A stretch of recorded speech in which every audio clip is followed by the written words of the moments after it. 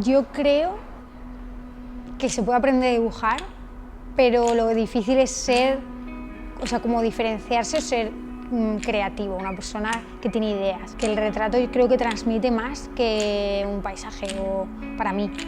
Y como que muchos pintores o artistas plásticos que a mí me interesan son retratistas, pero el dibujo, la pintura de retrato te hace como mirar las cosas de otra manera. Entonces puedes, deformando el rostro y deformando las caras, como generar cosas en el espectador o en el que lo mira.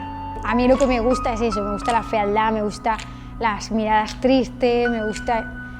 Y si ves todo lo que hago es así, entonces no puedes pedirme que dibuje un retrato de tu madre guapísima, sonriendo, porque no va por ahí la historia. Para mí el sueño sería morirme pintando, o haciendo lo que más me gusta, que es mi trabajo. Claro, es genial por lo que os comentaba, que al final sales como de tu material y te das cuenta que realmente hay muchas cosas que puedes utilizar como pintura.